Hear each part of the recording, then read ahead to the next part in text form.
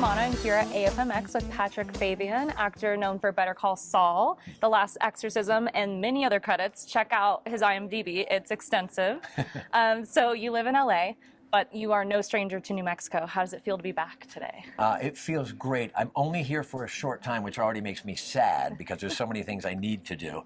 But I've managed to already, go to the Breaking Bad store. I've been able to go.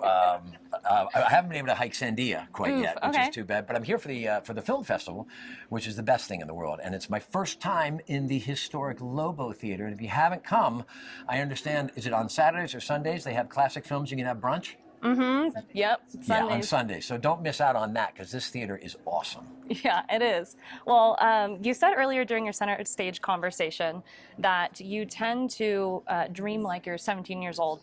And I was curious how much that plays into the longevity of your career.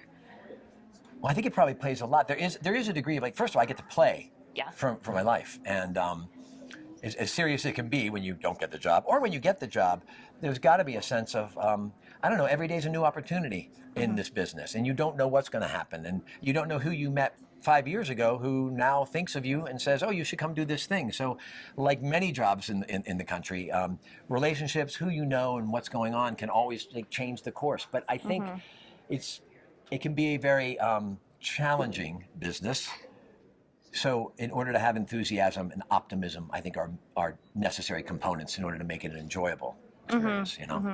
Yeah, and you mentioned your network. I mean, obviously you had tons of people here who know you and love you. Yeah. You are the king of relationships and making sure that people feel loved and important, and that's just so amazing to see.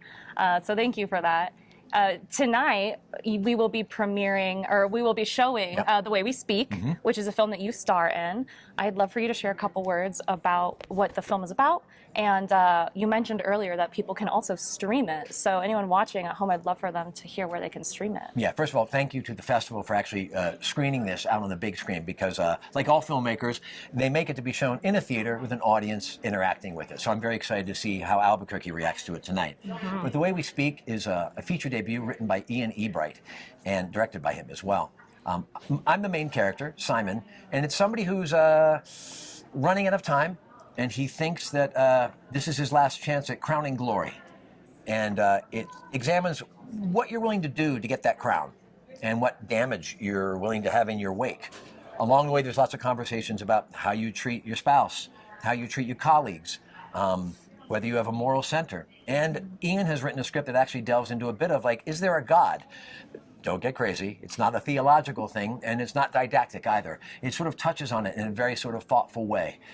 What's great about the film, and what I think one of its unique qualities is, other than being shot to pieces, it's a gorgeously shot film, is that it allows the audience to sort of make its decision about, no one's telling you God exists or doesn't, but it does give you some questions to chew on afterwards. So it's a beautiful film, and I think it's going to challenge the audience, and it doesn't talk down to the audience as well. Yeah, well, I saw only the trailer and I had chills. It was beautiful, so I'm looking forward to watching it tonight.